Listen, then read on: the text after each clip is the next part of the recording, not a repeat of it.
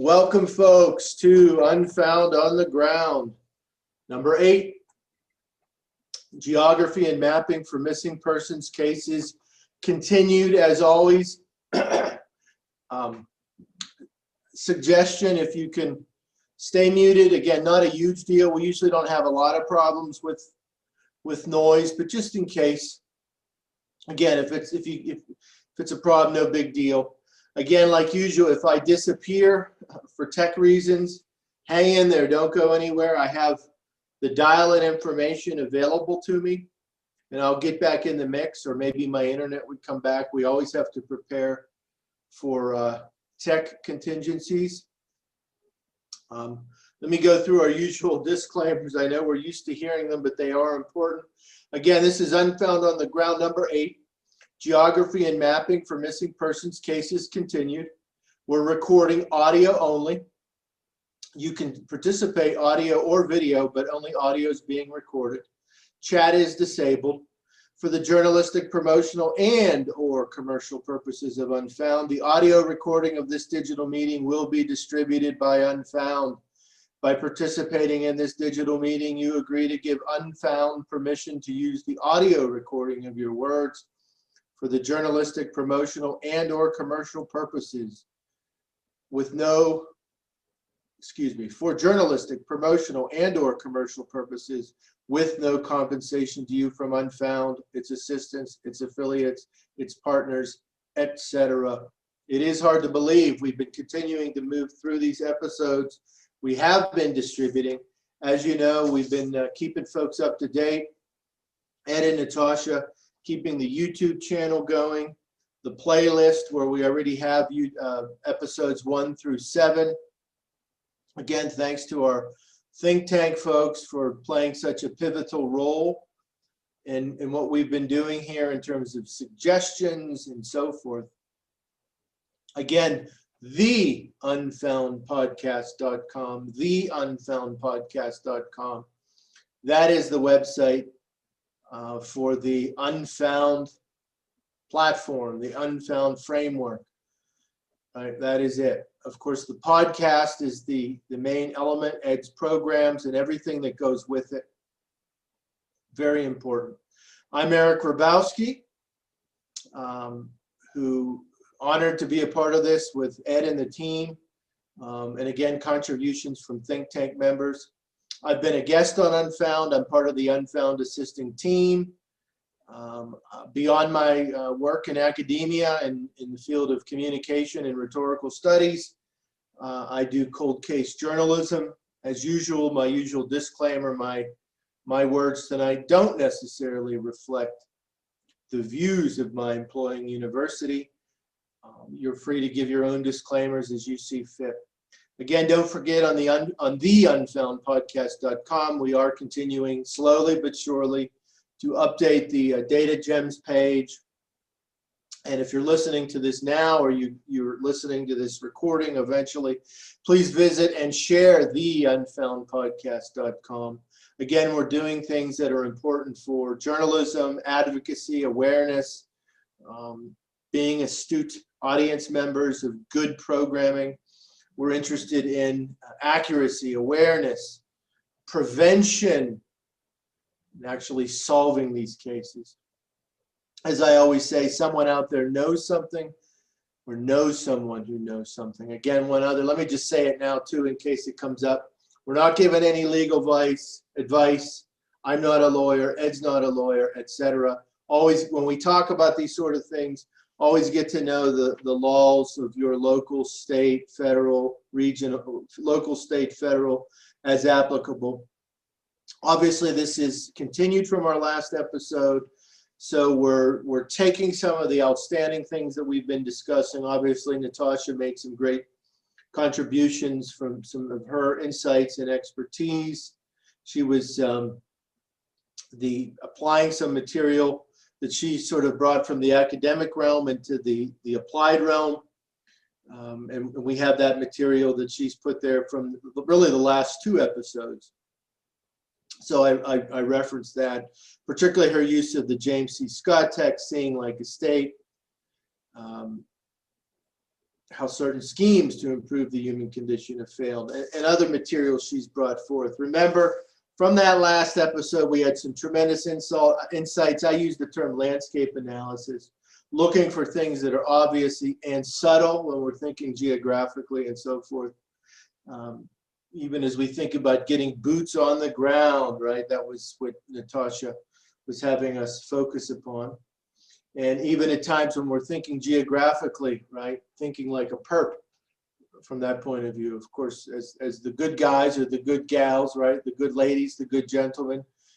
Tough to do that sometimes, but we have to think like a perp when we're thinking along those lines. We had some outstanding discussion last time. We had some tremendous momentum. And so it was important to keep that momentum going straight away. Before we do that, I want to share one thing. And by the way, folks, as you have things that you want to share with me that might be relevant to our episodes, just in general, regardless of the topic of a specific episode, I want to feature some of that. Delane had sent an article, which I think is just goes back to some of our earlier episodes. It was from amberalert.eu, and this article talks about, this is the title here, missing person appeals on ATMs lead to several successful recoveries in Spain. So it was just an overview of this article here. I'm just saying it talks about how the Amber Alert folks in Europe, collaborating with some other entities, getting the ATMs, missing person appeals right on those ATM machines. So in the past, we've talked about, ways of getting that information out there. Thought that was really interesting. Thanks for sharing that, Delane. As we think about ideas to discuss and advocate for, even if it's from a past episode, please share that with me, right? I want to make a feature of these programs, sort of a short feature of those ideas. So that was something interesting. We'll get that eventually posted on the Data Gems page. Also, another follow-up from the last episode, I had talked about a little bit about platforms and what are some direction to go in terms of actual mapping. And I had mentioned Ushahidi, USHAHIDI.com, USHAHIDI.com. Found a good TED Talk by a gentleman, Clay Shirky, on the TED.com, How Cognitive Surplus Will Change the World. You're free, of course, to agree or disagree with some of his technological and philosophical arguments. But in that TED Talk, he applies some of the interesting background of that site. And the idea of crisis mapping, right? And I had mentioned that was a platform I had some familiarity with. And as we're thinking about different resources, of course, in the last episode, we just had that really good insight that we have so many things going on with Unfound, for instance, that we can just contribute straight away to things that pertain to geography and mapping, right, in terms of crowdsourcing and so forth. But just thinking about some routes we want to carve, the notion of a missing person is a crisis. And who knows, again, ways in which we can be creative in thinking about to use these platforms that are out there to make maps. So, that was something, just some background, some follow-up and so forth. So, okay, we're into some follow-up momentum that I had from really some ideas that came from our participants from the last one. And one in particular, we talked about searches, and I think it was Kathy who mentioned it toward the end. Might have been implied in some of the other discussion. And certainly Natasha was talking about some things that at different points, not necessarily for a search party, but if one were doing journalism or advocacy or research or whatnot. So it kind of all fits together. I've never, as far as I can recall, ever been part of a search party. Obviously, if you're doing search party work, there are things particularly straight away related to geography and mapping. Kathy, have you ever been part of a search party? I mean, I know you referenced the large number of searches that go on for missing persons. Have you ever done that? Well, I knew you might ask a question like this. When you're a full-time working mom, you don't have time to hardly sit down. Yeah. By the time my kids are grown and not now being retired, I'm just too limited. I wish I could do it, but some people my age are out doing that kind of stuff, and that is great. You have to have the time and the availability to do that. Yeah, and obviously in the last year, doing those sorts of things even becomes more difficult, right? For sure. Okay, let's see. Aline, have you ever been part of a search party?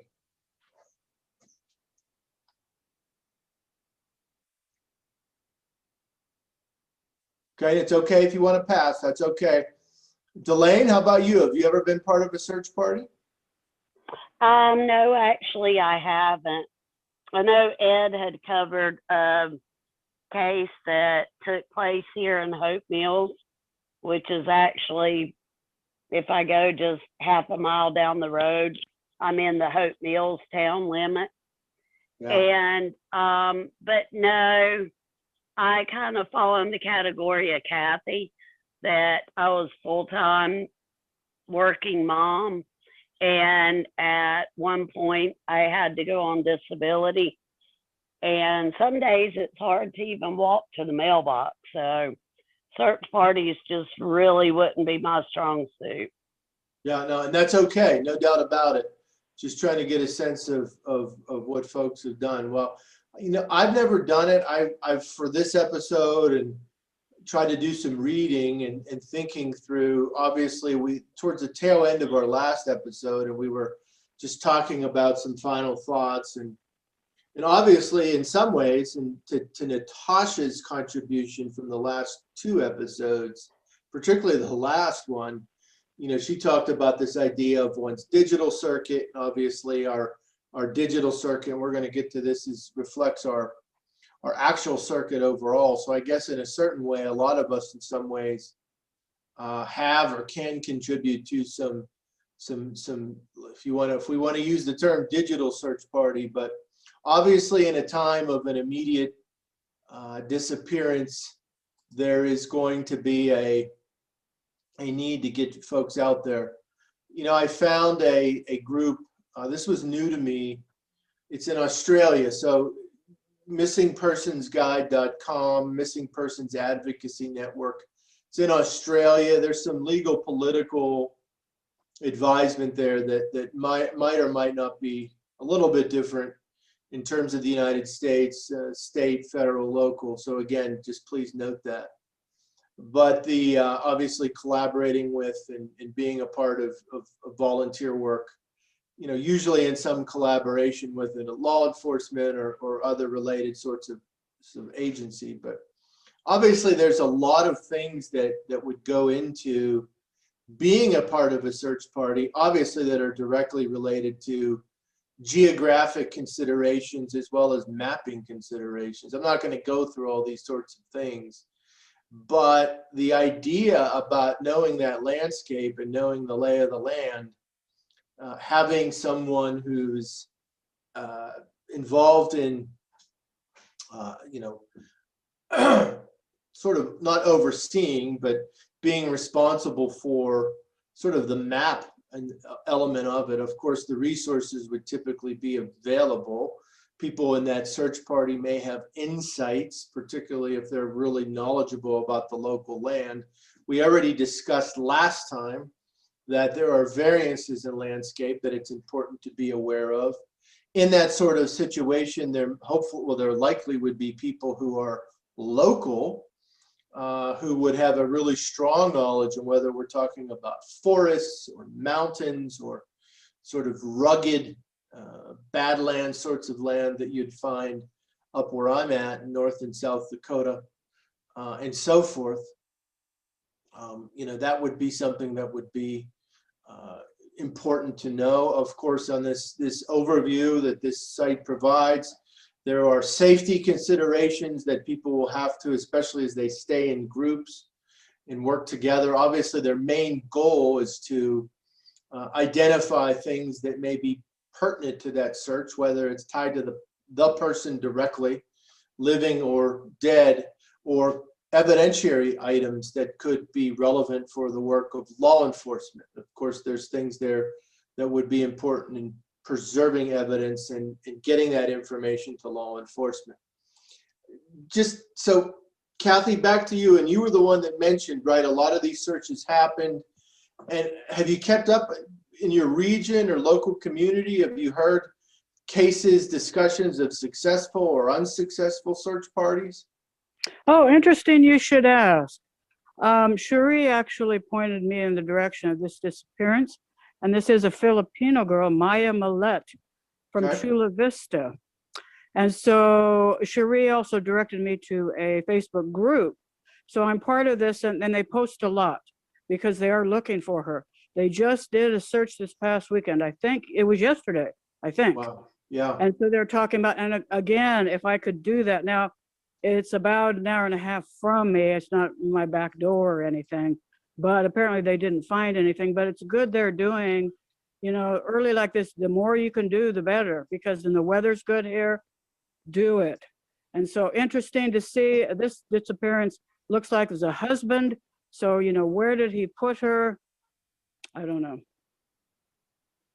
Yeah, and you mentioned something that, again, helpful is when these efforts are going on for folks that necessarily can't get out there for various reasons that we've mentioned and otherwise, are there ways that folks can be helpful, not necessarily going out, but in a support capacity, a research capacity, a contact, list capacity? That's a publicizing capacity. Very interesting thought. Delane, have you kept up on any searches in your area or region or anywhere, success or failure? Actually, no. The only ones in my area that I've even been aware of was several years back, and that was Anthony Jacobs, the case that was featured on Unfound Podcast. And I think they know where Anthony may be buried, but they don't have permission to search that property. Yeah. That's one of the, on the website I mentioned, that is obviously one of the front end items, which of course would still be applicable here in the good old USA. Ask permission from the landowner before you search on anyone's property. I made other tips. So yeah, that's an important point, right? Is that even accessible?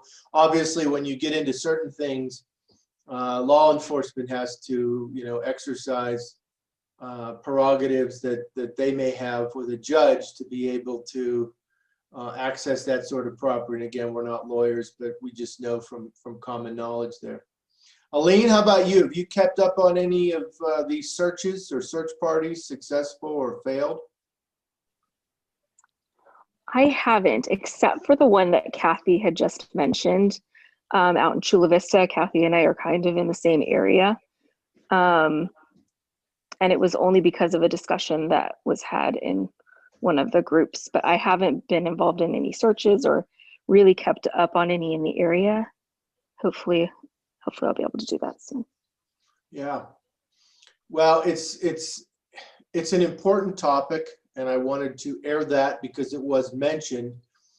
And that sort of led me into this other idea. We've been talking about, people meeting, obviously the possibility of being involved in a search. We've been talking about, last episode in particular, we talked about targeted crowdsourcing. If someone's in an area and Unfound is looking for specific information that someone could offer, and taking pictures. Obviously, Natasha had contributed some things that would pertain to safety in terms of keeping people in the loop, and getting to know, having people know where you are and so forth. But so if if folks are going to do this sort of thing, especially as we talk about different ideas across episodes, whether that's a search party, whether that's going out there and gathering information, whether that's, meeting with people that to talk about cases in particular areas, what are some items, practices, suggestions, and so forth? Because if we're going to talk about these sorts of things, it's important to talk about traveling safely. So Kathy, we'll come back to you. If we were going to get involved in something that I've mentioned, whatever it is, what ideas would you have to be safe and to be prepared?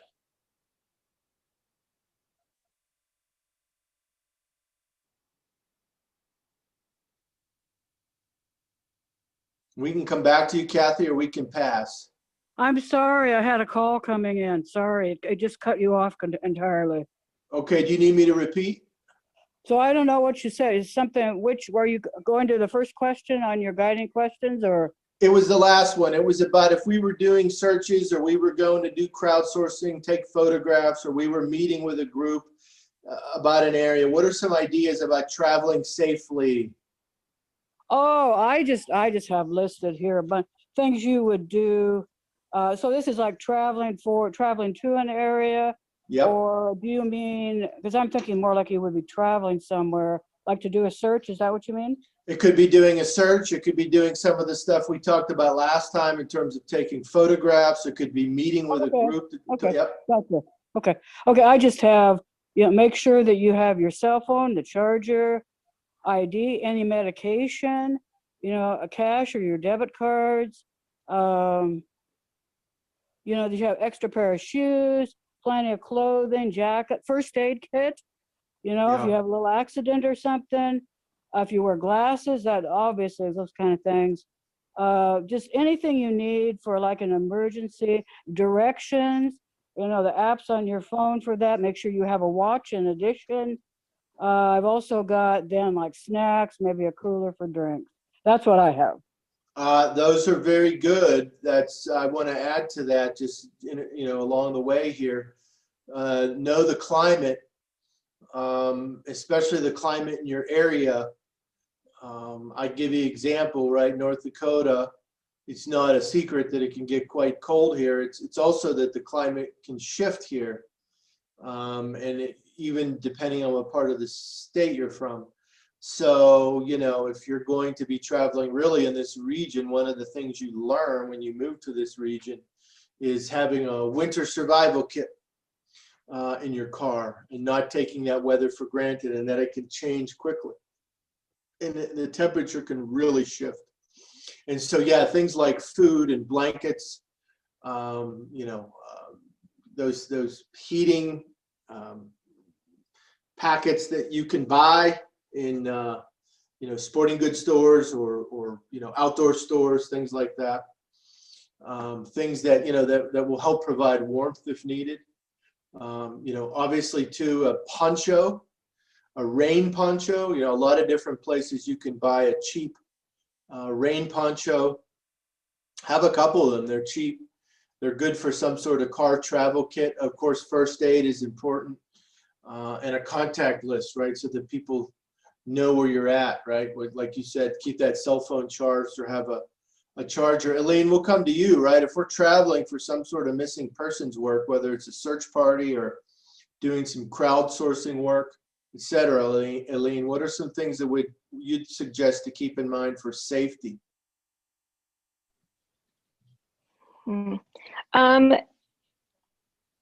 All of the things that Kathy and yourself mentioned, as well as like you mentioned, the contact list as well, but making sure that people know where you are too. Yeah. Don't forget about, again, we're back to some stuff Natasha mentioned. You want to have your local maps don't have everything we need necessarily for some of the deep research we're talking about, but it makes sense to have whatever maps we can get our hands on. And again, just this missingpersonsguide.com from Australia, right? Really having some sense of that terrain. And I would sort of add to this, if you're out there, doing things that you don't know a terrain in an area, and you're not comfortable or confident with that sort of terrain and the kind of risks that might be tied to that terrain, whether that be on the landscape or animals, right? I mean, we know different parts of the country, right? And obviously here, we're getting into different sorts of things. Also, understanding those property boundaries and property laws so that you don't run into a situation, right? So really understanding, where one is able to go, right, safely, for sure. Delane, how about you? Any suggestions you'd have? Yeah, I actually just want to expand a little bit on the terrain. I mean, depending on what area of the country you're in, and even within that geographical area, what's it like where you're searching? Do you need a stick that you can kind of, rub against the ground as you're walking to keep you from accidentally falling into a hole or, some kind of crevice? Yeah, even walking something stick. to kind of, push back some briars or branches or something to get a better view. A walking stick is a great idea, right? You can get a walking stick. There are places out there where you can get really expensive walking sticks, but you don't need to do that, right? Get a walking stick or two, right? That there's something to be said for that. That's very practical. Yeah, Also, you can actually just pick up a branch, a good long sturdy branch. no doubt, you can find them right in nature. Extra batteries. How about an AM and FM radio? And I don't necessarily mean the one in your car, right? With fresh batteries, right? Sort of having that just in case. You never know when that would be needed. In terms of any updates, in terms of and so forth, weather reports, if there is something that's going to change, for sure, right? So I think this is something I wanted to mention because between the last episode and we were mentioning Search Party this time, and we're kind of getting into we've talked about meetings, before, and meetups. If you're going to do those sorts of things, if you're going to be traveling, right, you want to have, how about a whistle? And that might have been mentioned on that one site that I mentioned, right? Maybe not. But how about a whistle, right? A whistle, right? Whistle. Insect repellent. Yeah, it is mentioned there. Things that, how about something whether it's our car or our person, some brightly colored material that we can use if we needed to be located, right? That would be important. By the way, they mentioned walking sticks here for a search. So I want to get that conversation going. We're not going to talk about it every episode, but I think for the sorts of things that we're talking about and encouraging folks, again, within their comfort framework to get out there and do these sorts of things, we got to emphasize safety because prevention is one of our themes, and we want all of us to be safe while we're being helpful. So wanted that to be in the conversation. Obviously, geography is relevant to that in terms of knowing where we're going, knowing what we're doing and why we're doing it, and understanding the lay of the land in terms of the landscape and some of the, not just the opportunities for knowledge, but some of the risks that we might have to navigate. So wanted to keep that on our horizon for sure. That's important. So another follow-up from last time is I was thinking about some of the different maps, right, and mapping resources that are out there. Transportation maps or transport maps, right? Now I mentioned before, we've mentioned USA.gov is a great resource, right? Great resource, searching governmental resources, federal as well as state and local, right? So I did transit map. Right, if you go to USA.gov, there are a lot of opportunities out there, agencies or entities that have that. Also, maps.google.com, and we'll put this on the. There's a transit map, and I'll put that on the data gem. You can actually just Google Maps transit, and if you can enter a location, right? And so I could, put a city in there to another city, and you can actually see, and as depending on how up to date it is, and we could assume it's somewhat up to date, and you can get through Google Maps information about public transportation, right? For sure, that would be available. Also, too, there's a site called transitmap.net. There are people that they feature certain transit maps that they and/or people put together. They're also trying to do some selling of some transit maps. They have a Twitter feed too. There are a lot of resources out there. Now, when I talk about transportation maps, obviously transit maps and dealing with in terms of whether you're talking about public transportation. We can also talk about resources that are available out there that give us information in terms of the transportation of goods, logistics, so forth, through industry or government, right? So this is an opportunity to see where that people and or things, right, are moving, have moved.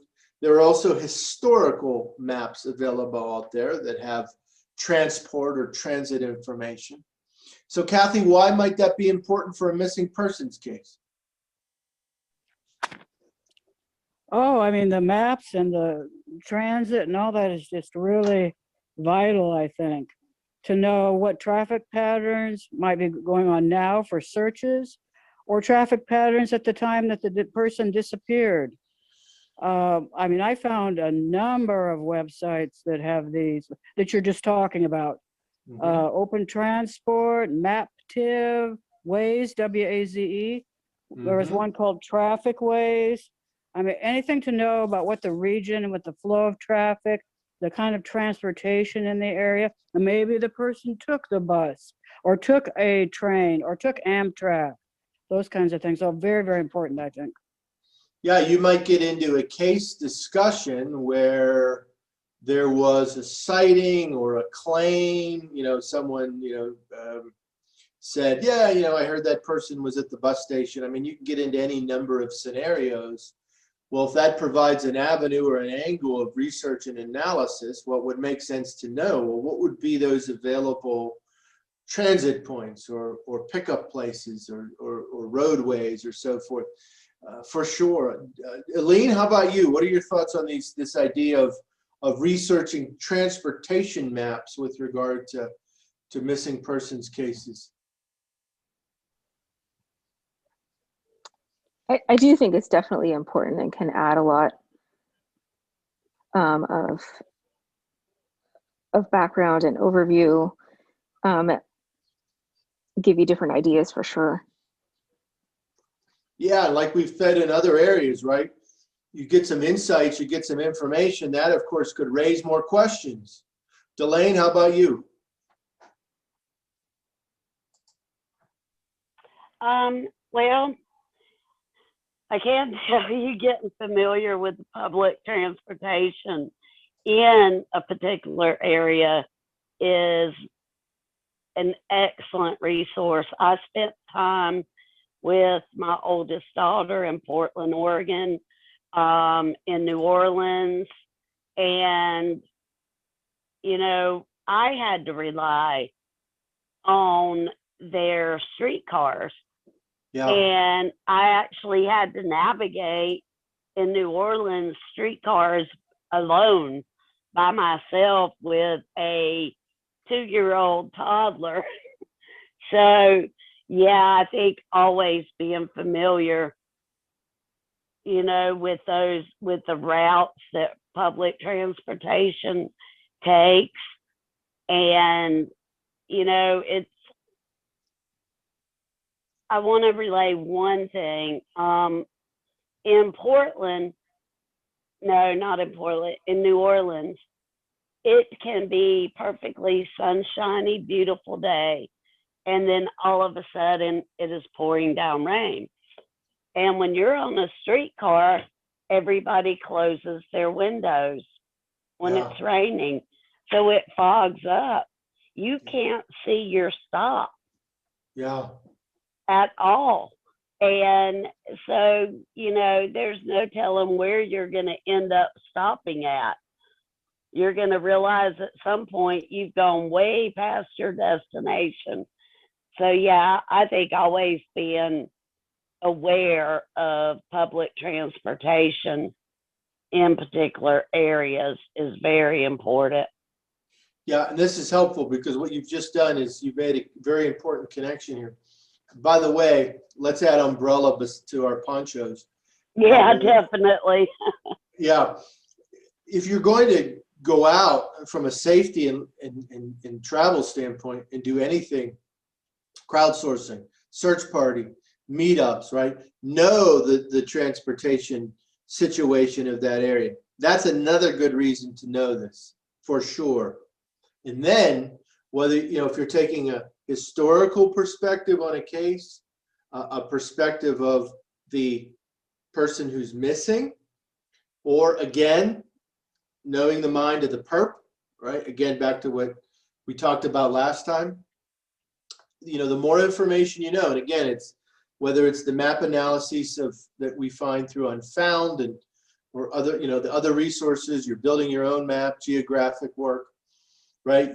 You then can start to think, right? If I have some knowledge of that, if it's relevant to that case, from a historical to the present set of perspectives, right? Then I'm going to have some insight into more and more possible scenarios that may have played out for that person that may have been in a situation wanting to disappear or not choosing to disappear and disappearing. If there was a sighting, of course, also in terms of the perp.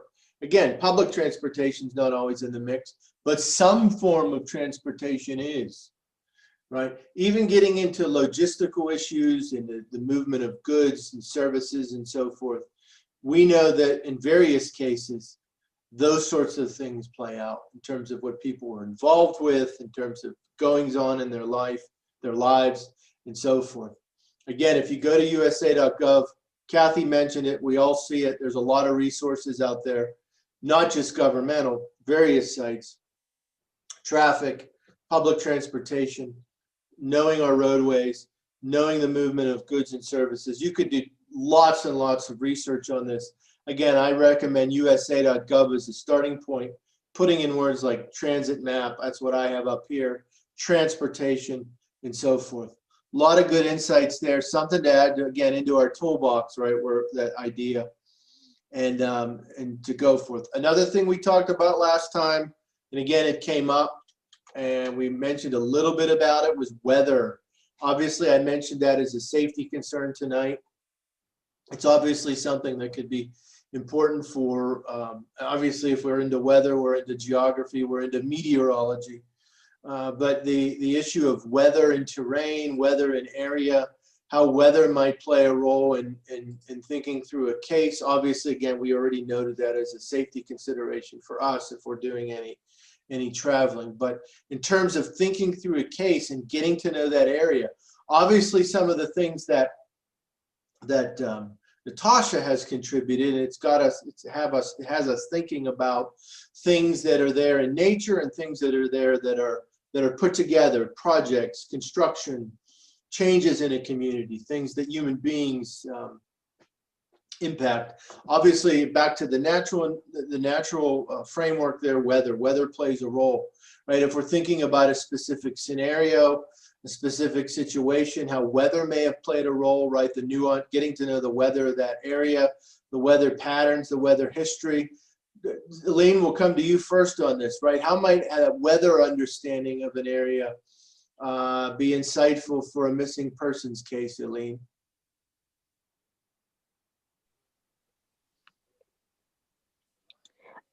So I live in California now, but I grew up in Las Vegas, where we had primarily you could get high wind storms and flash flooding. Those things the flash flooding definitely could reshape the terrain of an area. Yeah. Wash away a number of things as well. Yeah, and by the way, because accuracy of names are important. Is it Eileen or Eileen?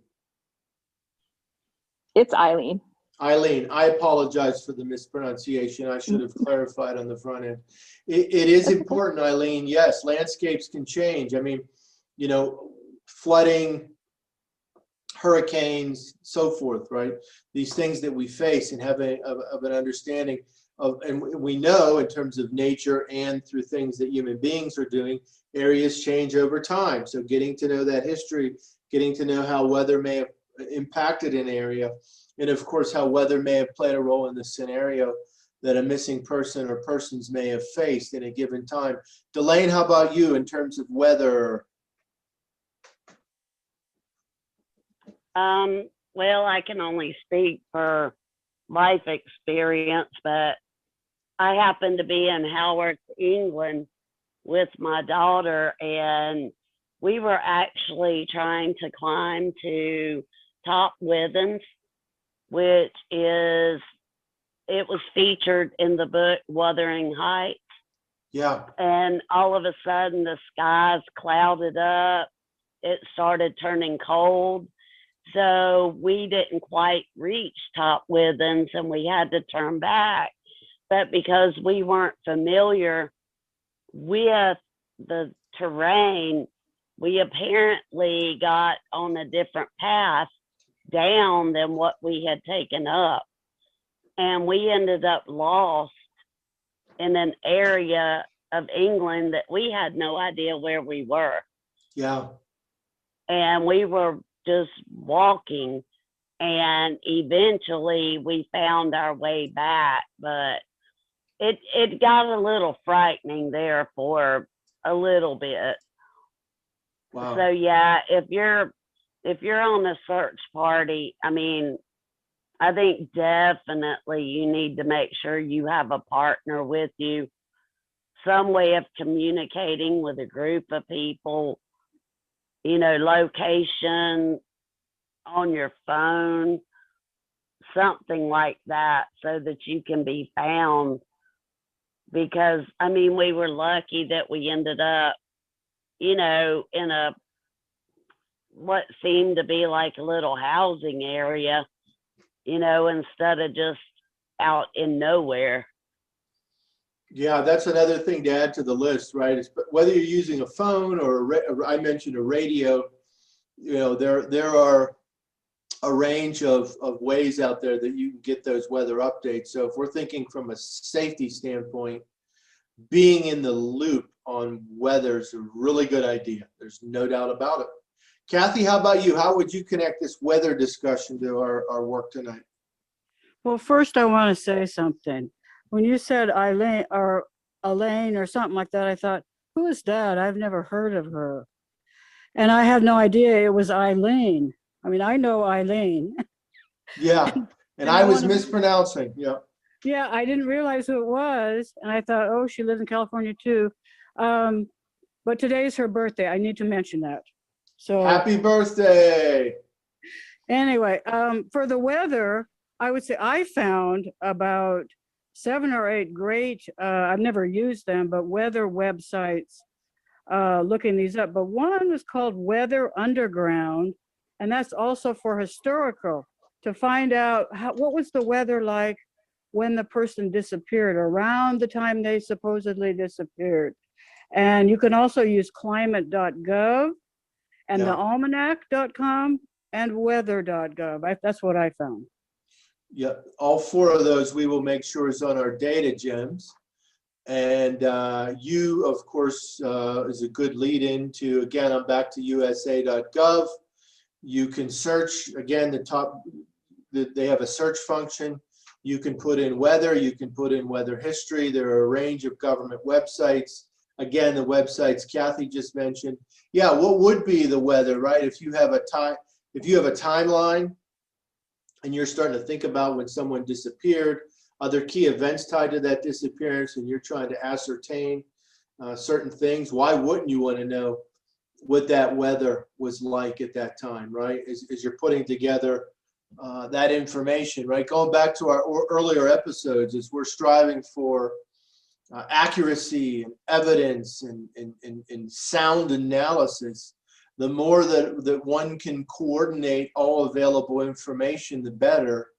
Well, when you talk about landscape analysis and you talk about locational issues and you talk about cultural issues, right, to keep Natasha's contributions on our mind, then why wouldn't we want to know some things about the weather? That, you know, as we rule things in and rule things out, that would be very important. And so there are a lot of resources. And again, those are very good resources that have been mentioned. So weather, right? Weather, landscape analysis, locational information. Good lead in now to our next phase here. And now we know that, and again, there are legitimate controversies notwithstanding, as I say, notwithstanding one's political views, right? We know that, especially in a digital age, there are a lot of locational tracking resources. And I'm not here talking about anything illegal or unethical, right? So I'm talking about things that are out there, used according to terms of service and so forth. Now, of course, we know there are bad people that do bad things, and certainly understanding that, and there are resources out there to do that. Maybe that would be a separate episode, but obviously there are people that illegally and or unethically abuse that. Certainly that could be obviously connected to a missing persons case, but I'm talking about for the good people to use in the right ways. And again, there are legitimate controversies, but we know it's out there. Again, back to Natasha's, she talked about our digital circuit. We all visit various websites, various social media pages. We go to blogs, we do things. Well, we also know that our digital circuit then, and this follows from what Natasha explained last time, right? We also have where we go, right? We go to the store, we go to the university, we go to church, we go to the social club, whatever. We take walks, we go driving on a weekend. People do different things.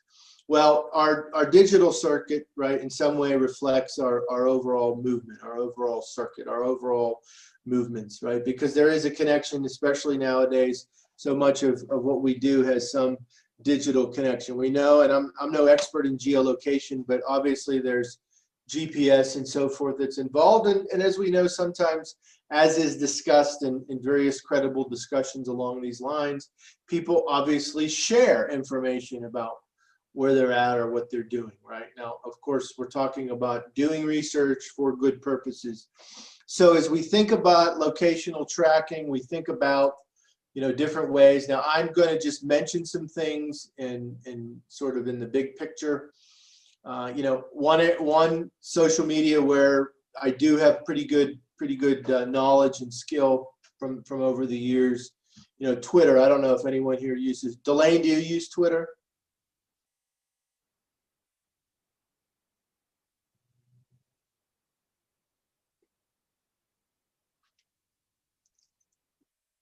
Eileen, do you use Twitter? I do. Yes. Okay. Kathy, do you use Twitter? No, I think Eileen knows a lot more about all those. I don't use Instagram, Twitter, any of those. My time is taken up so much already. Yeah, But no. I'm sure they're good. I'm not, since I'm so old school, it's hard for me to learn, and I don't have a computer right now. So anyway. Yeah, and it's okay. The reality is that can be very overwhelming, right? And there's a lot out there, and you get into different tools and applications. It's very overwhelming, and sometimes that's a challenge.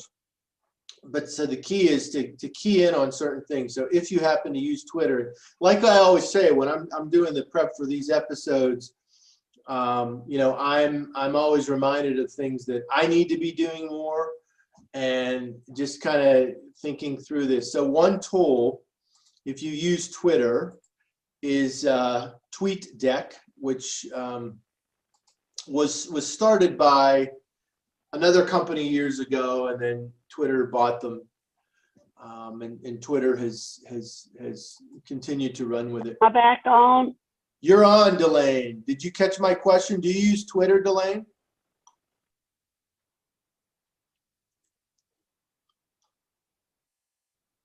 Delane, do you use Twitter? Okay, you're on. You're here, so I'm not sure if you can hear me. So if you use TweetDeck, right? TweetDeck.twitter.com. If you have a Twitter account, basically you can use TweetDeck. Well, in TweetDeck, there are different ways to pull up searches, right? You can create a column, make a search. So I just have a search up now, missing person. And then when you can open that up and set the attributes for that search. And so one of those is location, right? And so I just put in Pittsburgh, Pennsylvania, and I grew up near there, right?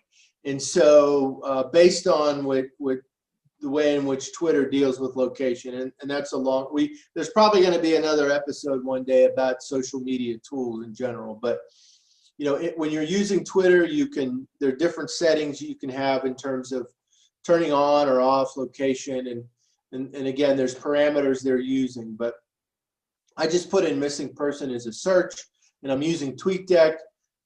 It has a radius that's already set. You have some different options. It's in kilometers, so it has it, I think, defaulted to 20.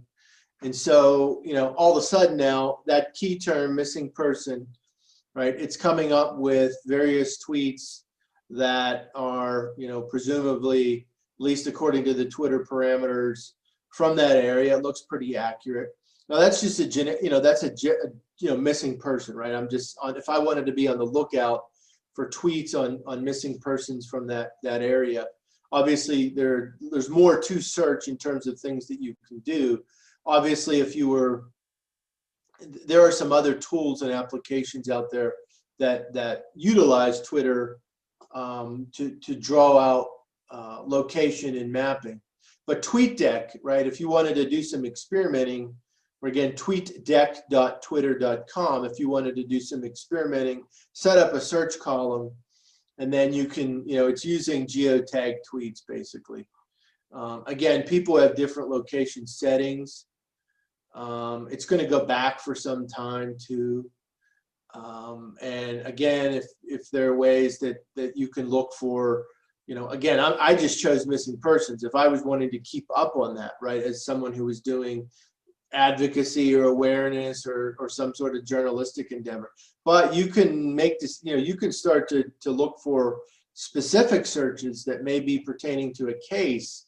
And I don't just mean searching the term missing person. I mean trends or people and so forth. Now, again, Twitter parameters and things, they're going to have certain limitations. This takes some time.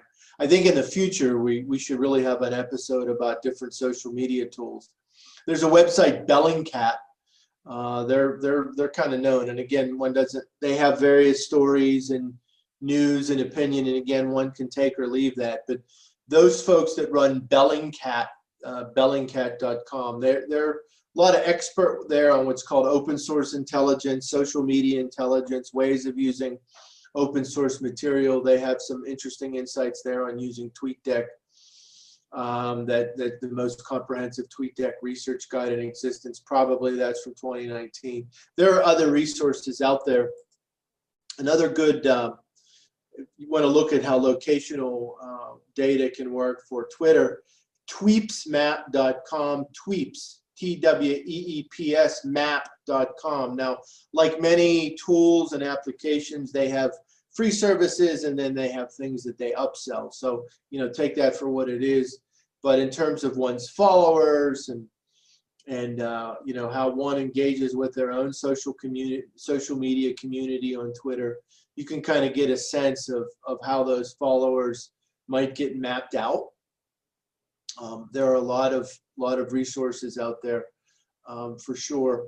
Eileen, you say you use Twitter. Have you done anything with any of the location or searches with Eileen, or TweetDeck or any tool or app with Twitter? No, it's funny. I've had TweetDeck before, but I didn't know that you could do that. So that's good to know. Yeah, you set up a search column, and when you do the drop down on the column, there's that location that one could work with. And again, there's going to probably be some difference between term searching and some of the other parameters. So I'm not saying it's going to give one every locational insight they're looking for because of other parameters and limitations. But again, if you know what's out there, in terms of social media, other things, and you can start to get a sense of what's going on and what resources are available. That's helpful. I do know, and I'm not as expert on Facebook as I am Twitter, and again, and I'm not as familiar with what tools or applications are out there that interact with Facebook, but I do know when you're doing searches on Facebook, there are ways that you can, and I'm not sure to what extent it's using what people talk about versus geolocation, but there are ways in which you can look up locational information on Facebook. Eileen, do you use Facebook much at all, or any of those searches there? Facebook I have actually started to use a little bit more lately, but I was previously more familiar with Twitter. Yeah. Kathy, how about you? Have you done much searching on Facebook for things that it would be pertaining to cases and so forth? Like, you mean like people's accounts or people that are involved in the disappearance? Or, oh, absolutely. Yeah, Yeah. or even discussions or businesses and so forth tied to an area. Oh, sure.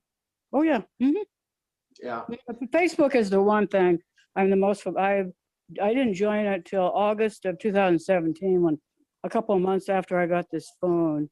You know, before that, I didn't even have internet access on a phone. So I finally got into the world of being addicted to your phone. But anyway, yeah, you can find a lot of good information through Facebook. Yeah. I would suggest, if you are on Twitter and you want to, try a little bit with searching, I would suggest at least starting with that TweetDeck, set up a search column. TweetDeck's fairly user-friendly, and then, try some of the locational searching. And then on Facebook, again, I just noticed that, you can, it's not even always just locational. You can search for terms and posts. You certainly can search for some locational material. Obviously, again, the information that people feeding into Facebook is going to be regulated by their settings. But let's keep in mind that there are some persons, places, businesses, and so forth that want to be visible on Facebook. And again, it may make sense to get an area, to know an area, to access some of that information. There are a lot of resources. Obviously nowadays, with regard to geolocation, again, I keep mentioning journaliststoolbox.org. The last time we mentioned the mapping and geocoding section, where they have a number of resources there. One, again, geojournalism.org looks to be a good resource. They have a lot of tools on mapping. Some of that obviously is using mapping. We mentioned a few of those resources last time. Even if someone wanted to create some visualizations and do some experimenting on their own, they have some things that's already pulling data in terms of statistics, locational sorts of things, and so forth. So that's something that we want to mention for sure. That's a good resource. But on that geojournalism.org, there's there's features, discussions that they talk about there in terms of data and putting together maps that could be helpful. There may be some existing resources on there that you might find interesting. Not all of this necessarily pertains to geolocation, but just the broader discussion that we're talking about. So when we talk about our digital circuit, and we talk about the ways, so whether it's geolocation, GPS, what we do with social media, things that are mentioned on social media. Eileen, we'll start with you. How could some of that, help in terms of a missing person's case, in terms of ascertaining patterns or locations and so forth?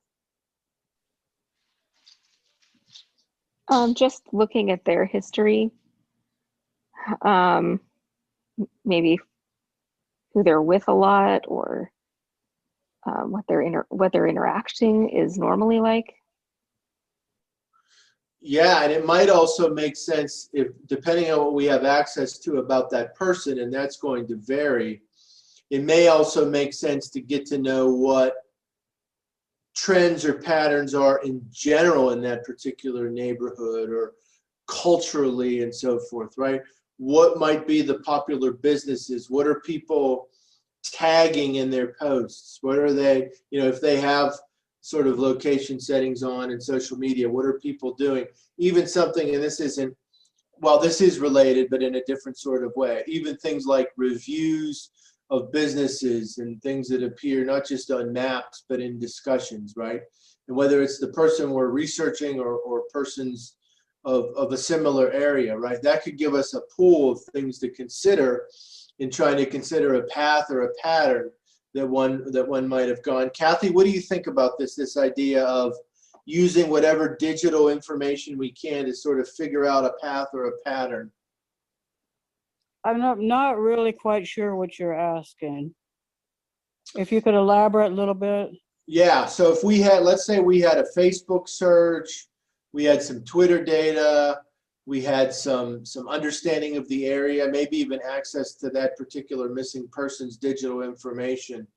How could that be helpful in maybe figuring out some of what happened to them? Well, of course, we would see maybe what their day-to-day life is like, who they talk to, what places they frequent, and like just what you were just mentioning, what types of activities in the areas, clubs, different groups that meet, how does the person spend their time? Do they work? Do they not work and hang around? Are they trying to look for drugs all the time? We have a lot of those kind of people.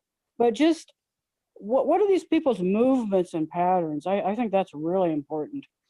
Yeah, and again, depending on the case, we might have more or less access to specifics about that person. But yes, how would people in that area spend their time?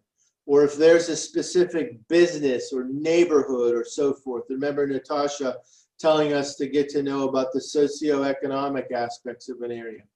Well, if we've identified certain businesses or locations or hangouts or whatever term we want to use, well, then maybe we can go into a Twitter or a Facebook or a review site or those sorts of things and see what's being discussed, see what sorts of cultural aspects or socioeconomic aspects. So then we can start to ascertain, right, what might be more or less plausible in terms of discussions about that particular missing person. Eileen, what do you think about that?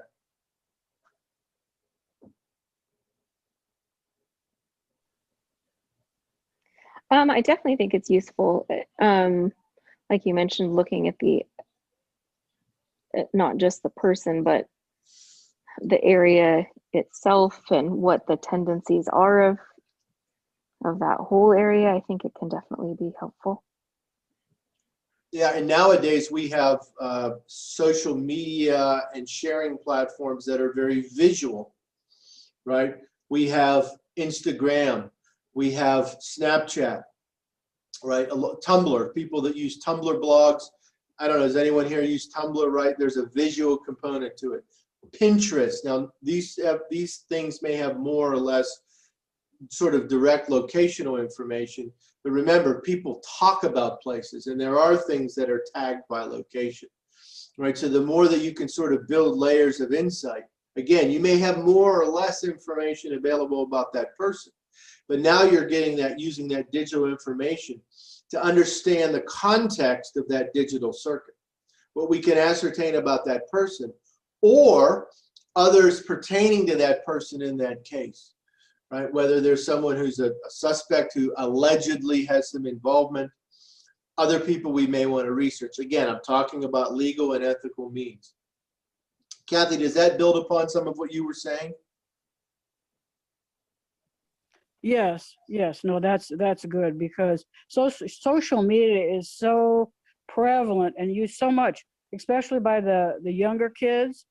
And so trying to figure out what they're doing, and even a group of people, these groups of people they're hanging around with, may provide some more information, might provide a little pathway to find something out that we didn't previously know. and could be really immensely valuable. Exactly. Because again, if we're thinking about social relationships, offline or online, those happen in a place, those happen in a location. Then, again, back to, again, from earlier themes of these episodes, right? We're putting together pieces of information. We're learning history, we're learning context. So the more I can know about an area, again, its landscape, its terrain, its neighborhood, its socioeconomic, the patterns that may happen there, the more that I can grapple with that information, whether it's a little bit of information or a lot of information that about that person or persons that one is researching with regard to that missing persons case. That coupled with the other material that we talk about in general, right, in terms of newspaper articles, books, local history societies, right, anything that we can soak up about that area from past to present. That also connects to, of course, when we've talked about developing human contacts, networking. And whether you're doing awareness, advocacy, or journalism, right? That human element, those human contacts are going to be important. The more that you can know and understand going into those sorts of conversation, the better. No doubt in the future, as I was finalizing my preparation tonight, right, there's no doubt that having a whole episode about various social media tools, and I should probably take suggestions from the team, including Ed, as well as our think tank folks, because there are a lot of tools out there. But again, it can get overwhelming. Even on the, again, journaliststoolbox.org, they have a section, Twitter and other social media, a range of apps, websites, etc., that use for Twitter or other social media, ways that you can monitor social media, find key accounts. Again, this isn't just locational, this is broad information here, but some of it is geographic or locational, ways in which you can get that information in terms of social media usage, right? Which we know, we've talked about across episodes, how all this information can be important for sure, right? And by the way, our discussions about weather, if you're on social media, right, for people who are using it for good, for positive usage, right? A lot of us, we're sharing things pertaining to missing persons, right? We want to get that information out there. Well, by the way, if you happen to be using social media, particularly Twitter, right? There are accounts out there, official accounts tied to some of these government entities that we're talking about, to keep up on that weather from a safety standpoint, right? Which is important. Okay, so again, we've covered some exciting ground. We can see that this is a major topic, and we're keeping that momentum going. And so I want to mention one other thing here. Well, I'm going to let you all do the usual. And I'll start with you, Eileen. We usually like to say, okay, any last thoughts or takeaways tonight that you would leave us with? This is my first time being here, so I'm happy to be here and experience it. It was a great learning tool. So thanks so much for inviting me. Yeah, and you're welcome, and thank you for attending and for your contributions. Very important. That's a big part of this. Kathy, any thoughts you'd leave us with tonight? Well, I was just general comments that I think these topics are really important and crucial to disappearances, and the guiding questions really help. And it really helps if we do a little research before, because again, out of my field, so I don't know, like you know, a whole lot about this, but I am learning so much, and the data gems are really good. And I really appreciate everyone who attends these, and then all the work that you and Natasha put into these. Really, I thank you so much. Yeah, well, again, you're welcome on behalf of the team and Ed, but thank you again for your great contributions. A lot of our think tank folks who participated have said things that have put some ideas for us to keep going. And again, some of the resources that you, Kathy, have mentioned tonight, and again, we'll end up in our event, slowly but surely updating data gems. Those will be noted. Let me mention too, and it's been a while, I think, since I mentioned this site. if at all. No, we did, maybe in one of the early episodes. Inteltechniques.com, Intel, I-N-T-E-L, techniques.com, techniques.com. Again, I've said that's a great site in terms of what's open source intelligence, utilizing various digital resources for all sorts of resources. And I'm not just talking about locational and geographic. But again, as we're trying to piece together the big picture, in the future, when we do talk more about safety and security or the use of social media, and of course, a lot of this is digital. Some of this could pertain to locational discussion, of course. But the gentleman that runs that site, and again, he has things that he posts, he has resources. Obviously, there's things that he's, services that he's trying to sell, but he does provide a lot of material that can be helpful. Some of it pertaining to social media, for sure. And I think one thing we have to emphasize when you're doing this sort of thing, again, all legal and ethical issues on the table. Again, we're not lawyers, but always important to be attentive to digital safety and security. That's important to know. My takeaway from tonight, of course, are these great contributions. A lot of momentum for this. The idea about geography and mapping between what Natasha's contributions have been and attendees have been, and some things I've dug up that we've made some connections. You can see that there's just so much more. I would encourage us to continue what we're doing, which is that emphasis on, a lot of great work done, Unfound, map analyses, they're doing that work. We talked about that last time. If there are ways, again, that we can safely, and in a targeted way, encourage folks and participate in that in terms of ascertaining that information, providing information, sharing that material. Again, the episodes are primary, that other material becomes supplemental, but it helps us put together that big picture. And if you're doing any sort of advocacy or awareness or journalism, etc., right, think about the ways and all that, whether it has to do with weather, search parties, landscape, terrain, transit, transportation, logistics. Think about the ways that understanding that material historically, contextually, etc., can be helpful in building the big picture of great research and analysis for a case. Folks, thank you once again. This has been Unfound on the Ground number 8. It will be available at some point in the future. Ed and Natasha handle that. We, of course, will update.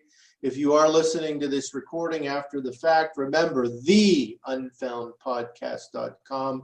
Please visit and share that site. As always, as I always say, someone out there knows something or knows someone who knows something. Keep researching, keep analyzing, keep striving for accuracy. Thank you, folks. Have a great night and a great week. I'm now stopping the recording.